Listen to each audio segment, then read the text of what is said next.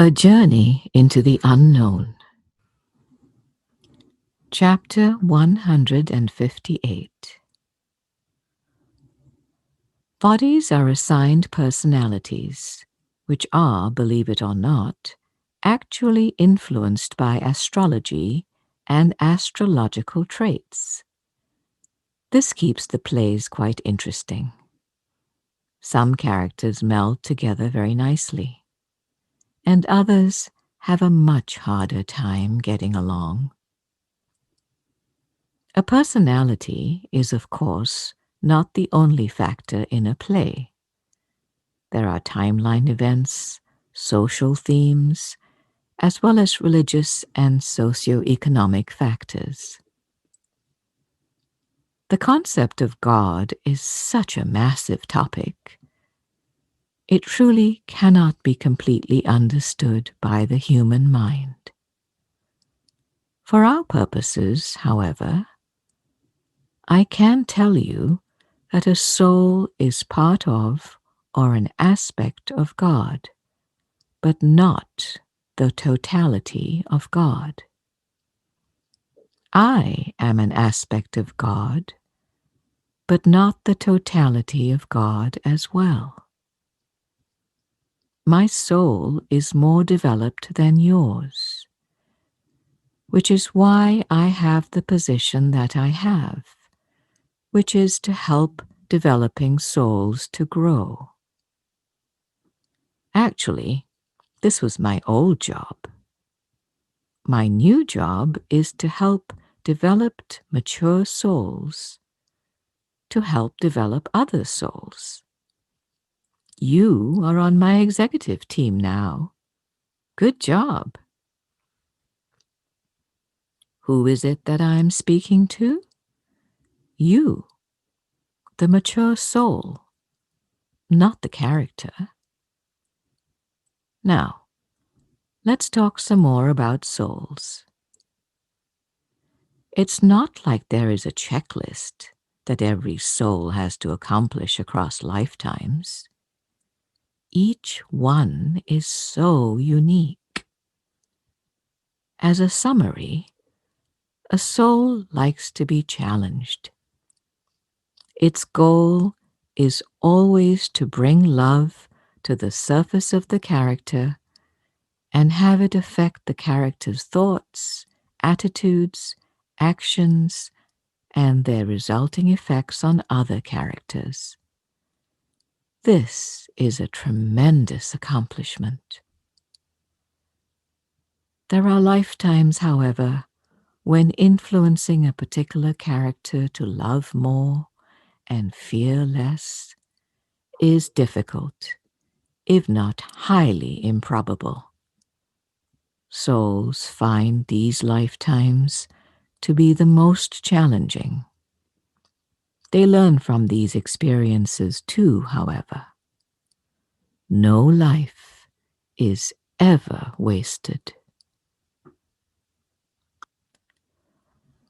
Chapter 159. Characters think they are in charge of running things. The truth is that sometimes they are free to go in a certain direction, and sometimes they are not. Sometimes they are allowed to wreak havoc, and sometimes they are not.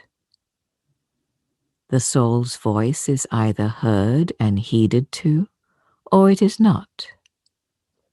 We've talked about a soul's maturity. What this means is how powerful it is. So souls affect things here on earth to one degree or another. Unseen spiritual forces also have an effect, as does a character's free will. As you can see, this is all exceedingly complicated. Let's give you a common example of a nuclear family with grandchildren. The parents were the glue that kept peace in the family and kept the family intact. When one parent dies, the other one often takes on both roles and is the head of the family, keeping alive all of its history and traditions, as well as the memory of the spouse who is no longer on the scene. This is the work of a mature soul. When this spouse goes off stage, some families fall apart. The souls of the children and grandchildren may not have been strong enough to counterbalance egoic tendencies. This explains why events such as fighting over wills frequently erupt. The characters all feel lost without their parents' presence. But it really was their soul's presence that they miss so dearly, not the characters themselves. This is testimony to the importance of mature souls here in form. Now, let's go back to the children and grandchildren. Let's say that the conflict over the will was a very bitter court battle, and everyone felt pulled to take sides. All involved souls were pushing love's agenda, which is to forgive and let things go. But this did not happen in this particular family. So the souls experienced a very fear-entrenched situation where they were not listened to. The next time around, these souls will gravitate towards activating and influencing characters where this same scenario is likely to happen. We deal in probabilities and make our decisions on them. Souls like to hone in on their own skill sets. Love is always the end goal. Once this is achieved in an emotionally charged situation like this, a soul will move on to other categories to test its mettle. Some souls like working with sarcastic characters, those prone to violence, those who take from others, or those who struggle with physical or emotional disability. Some souls specialize in bringing a character home and completely taking over the default operating system. Once this happens, souls usually take this skill elsewhere. But some stick around and become hired guns, so to speak.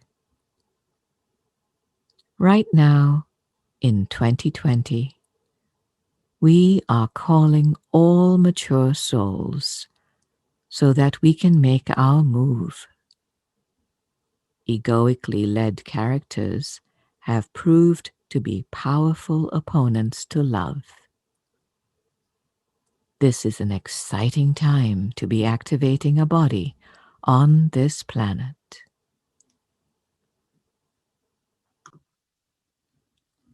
Chapter 160. Souls have evolved from just activating human forms and having very little influence over the human character's life, to having a good amount to a great deal of influence.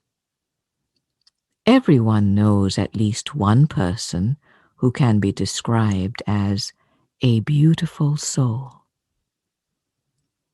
Going back to the example of Aunt Tilly, many people came to her funeral. These people had a wide array of beliefs about the afterlife, or lack thereof. Everyone felt great grief and were unsure of what the future might bring. They wondered about their own mortality. The truth is, that every single positive or loving quality that Aunt Tilly had was because she learned to listen to her soul and allow it to guide her. So those aspects of Aunt Tilly are alive and well. Aunt Tilly's soul also played the part of a male slave in the 1600s and a female Chinese immigrant to the United States later on.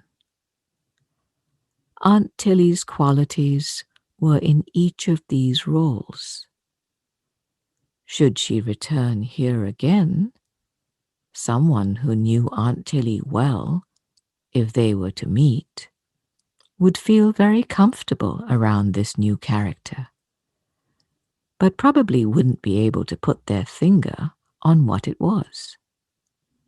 So, what we are going to accomplish is to produce widespread, beautiful souls in human form. Our next step is having an external soul influence a character's own soul. So the character is being influenced from two directions. Chapter 161.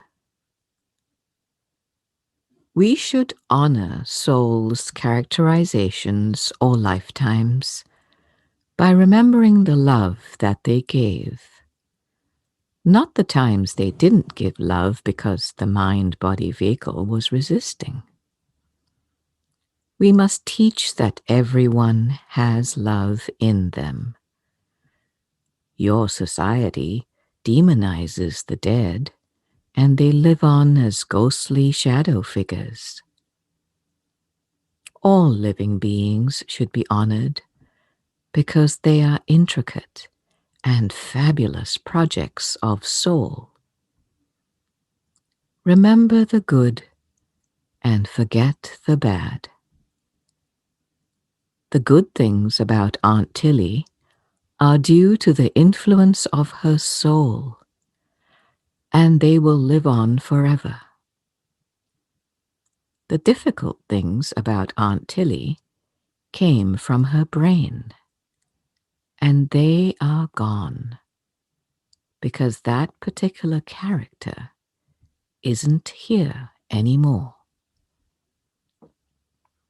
Souls have had their work cut out for them in dealing with humans. Souls already know everything I have shared and will share in this book and my other books. Again, they use the shared Christ mind to communicate with human brains. This communication tends to be rather simple and repetitive. This is where I come in. I am communicating with the real you, your soul, by using your body's brain. I am giving you so much information in a short period of time, much more than your soul is able to do. We are one, united in Christ.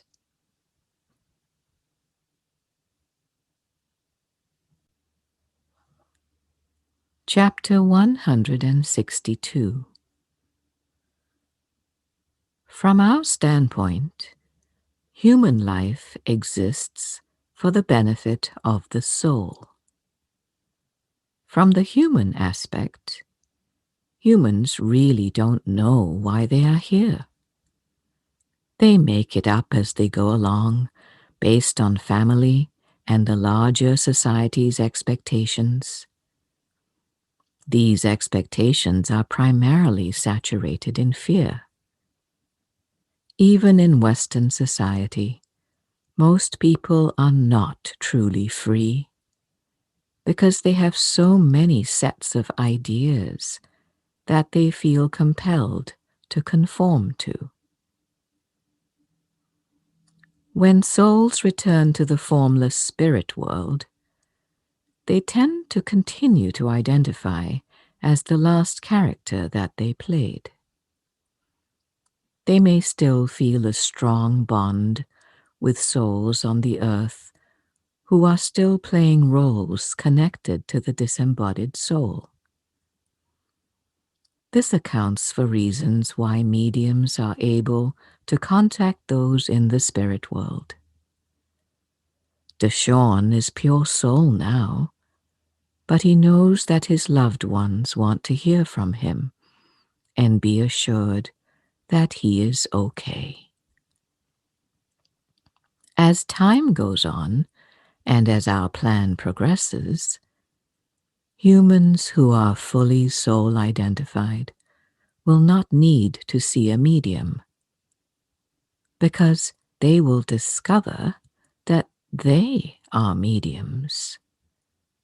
They are fully connected to the Christ mind through a sixth sense.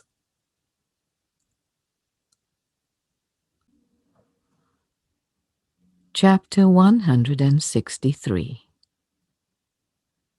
Souls do not accumulate karmic debts because they don't act against their own nature. You are a soul and not a person. You are a soul having a human experience, which is largely resistance against the substance that activates it, namely you. We have said that you are not responsible when the ego fails to listen to your guidance. There are built-in mechanisms in life to provide learning experiences to help egos make better choices next time. So these experiences, which are often consequential, are commonly known as karma. What you put out comes back to you. Karma is not just concerned with fear, it works with love as well. The more love you give, the more love you receive. No one really knows what types of karmic issues are at play in someone's life as you look from a distance. They are designed to remind someone to get back on track and refrain from that behavior if it is negative, or engage in it more often if it is positive. Souls are good at arranging what's needed. Karma isn't much of an issue on our side of the veil. Souls are cleansed when they return to us, and the character wasn't real to begin with.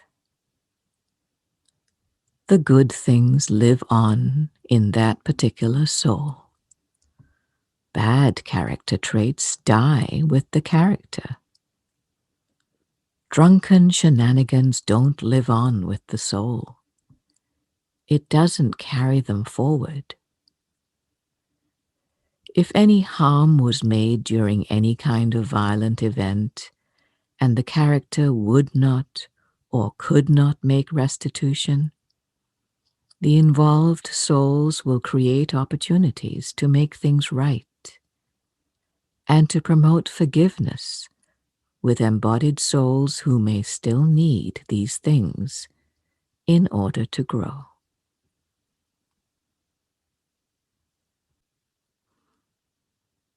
Chapter 164. A lot of details are being provided at this time to give all involved in our project a sense of the big picture and a sense of the complexity behind life on Earth as a human.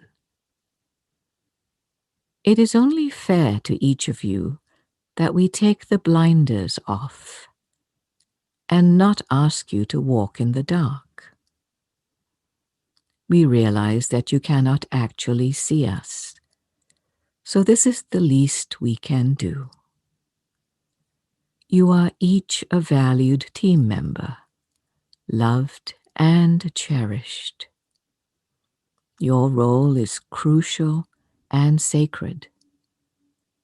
It is important to us that you each have a good understanding of what is happening behind the scenes. The devil is in the details.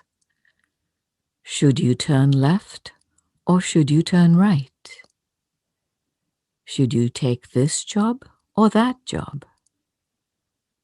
Should you continue to date or should you settle down and have children? We are prepared to steer human beings no matter what they may choose. Souls know things that humans don't, and always steer towards answering the question, what is in the best interests of love? Sometimes the body-mind listens, and sometimes it follows its own master. The ego frequently has its own will that demands to be followed. This clash always makes things interesting for us. It truly is like a TV show character who has a cartoon angel on one shoulder and a cartoon devil on the other. This is sometimes a good analogy, soul versus ego. But souls are not against egos. They try to work with them, as hard as that can be sometimes. Egos are frequently against soul interests, however. When a mature soul assumes control and the ego goes onto the back burner, there no longer is a separate will. A soul's decisions are God's decisions.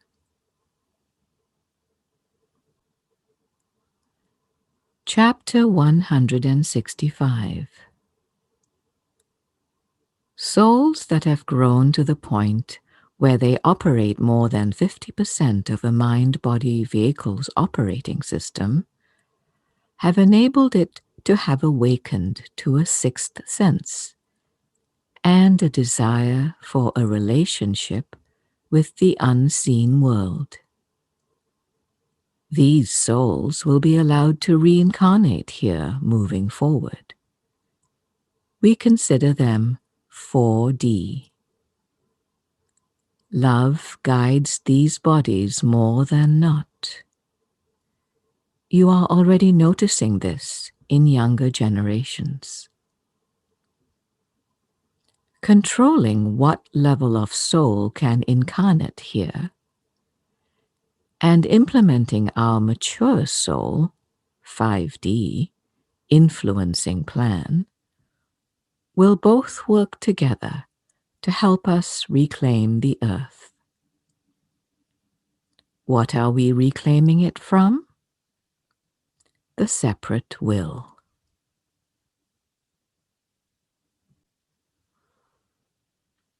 Chapter 166. Please put all worries and regrets into a box marked Return to Sender. You won't need them where you're going. Whatever you need will be provided. And if you don't need it anymore, feel free to pass it along to someone else.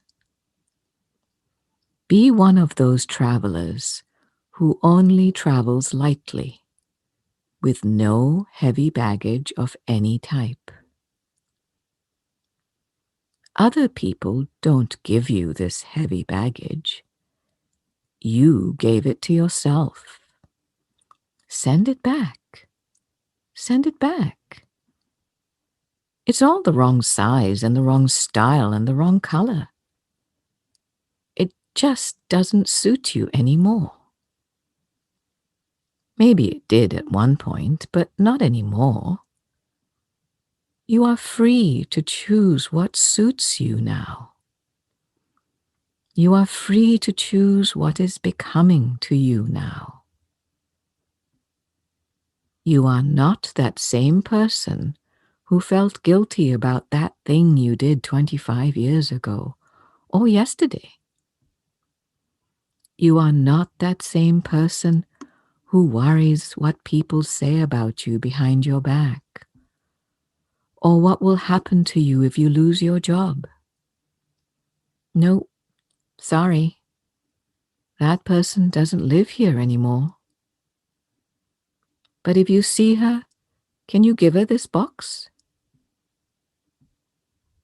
Loving who you have become.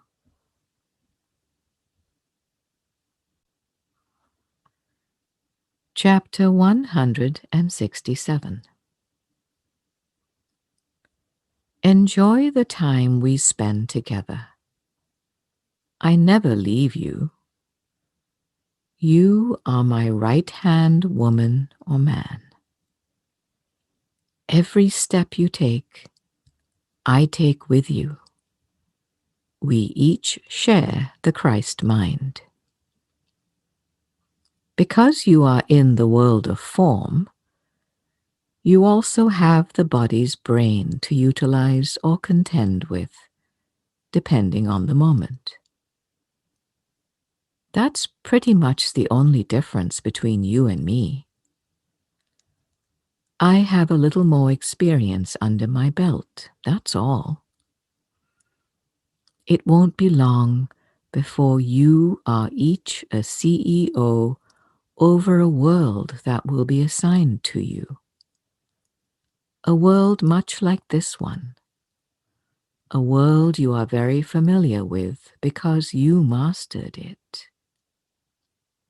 The planet Earth is where your souls awakened, grew, and took control of the body-mind vehicle, with the Christ mind and love in the forefront.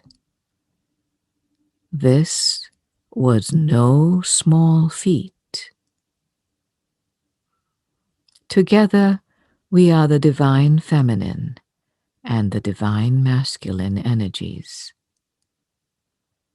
My energy combined with Mother Mary's energy, combined with all energies from the Ascended Masters, combined with all energies from the elevated selves of form, create a tightly woven braid that makes up the Christ mind. Blessed be.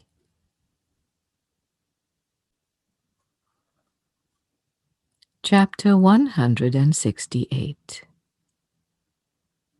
The Christ mind is infinitely more complex than the body's brain.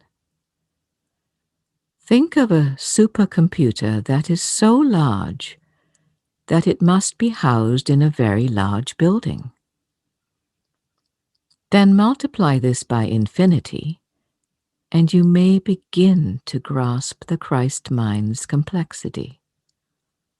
Also taking into consideration that it does not take up any space at all.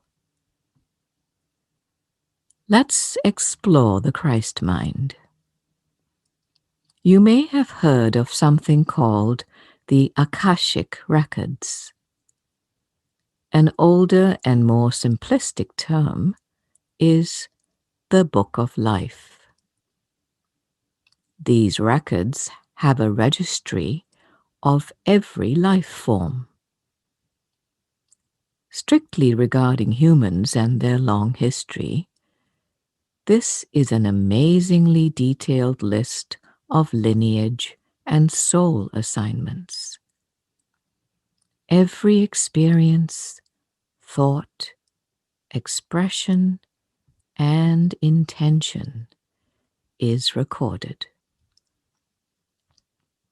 Not only is every detail about your current point of focus or expression recorded, but so is everyone's who is currently expressing here or whoever expressed here. There are registries for every plant and animal form as well. If it is alive, then something is giving it life. If it is inanimate, then something gave it life. Your belt's leather, the paper this book is being written on, and the kitchen table are all made from source energy. The Akashic Records are accessed on a constant basis at our level. We use them for research and for planning purposes. They are also used for life reviews when souls disembody. We have been asking awakening souls here to have their life reviews while still on the earth during the atonement process. The records are used for this purpose as well, but they are accessed at a much slower rate so as not to overwhelm the individual soul aspect of God.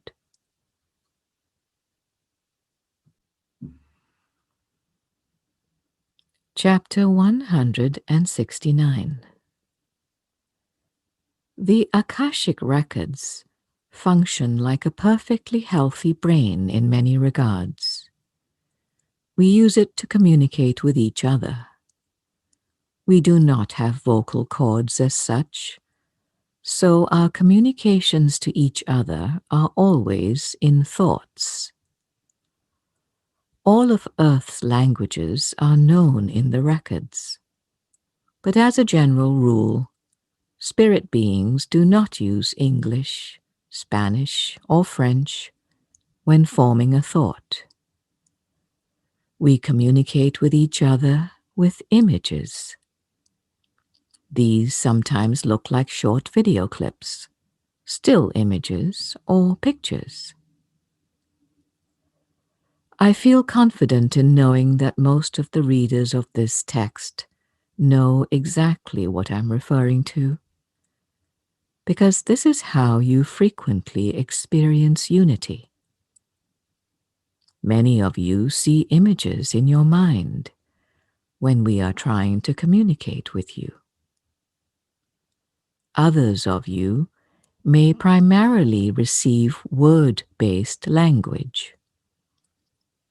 This scribe is one who can hear these chapters and write them down one word at a time, as if we were sitting next to him and he was acting as a court reporter, where every word needed to be recorded.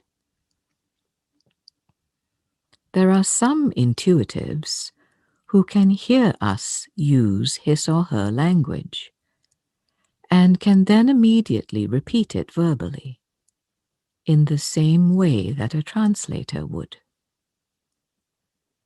Everyone experiences unity differently, but unity always entails some amount of communication back and forth. There is a record of all communications in the Akashic Records, and these records only comprise part of the Christ mind.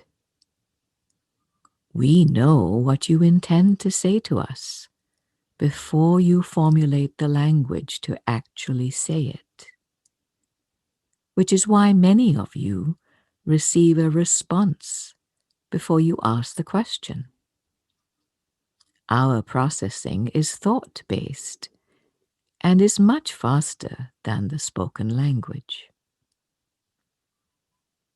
If your brain were a tiny grain of sand, the Akashic Records would amount to every grain of sand on earth, and the Christ mind would amount to that amount times infinity. The Christ mind is that unlimited.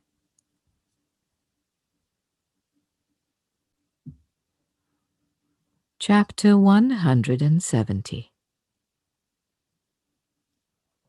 For practical purposes, few of you will need to initiate a search into the Akashic Records. Just knowing some cursory information about them is sufficient. We use them when we need to talk to you about something specific. They are used heavily during life reviews. We don't have individual memory banks. All memory is shared. Life reviews show a soul when it was successful in bringing love to the surface of a character, and when the character resisted or even entirely prevented this from happening. Again, for souls, a lifetime in form is one opportunity after another to manifest love. They note areas where they would like further development, and they celebrate all victories, both large and small. Life reviews are not to shame souls, because souls cannot be shamed. Life reviews on earth, in form, are the most magnificent ones, because souls are taking dominance over the ego at this point, and still have time to develop skills with the same body-mind that prevented love in the first place. This is the ultimate goal for a soul, and few have been able to pull it off. It's a major accomplishment, to put it lightly.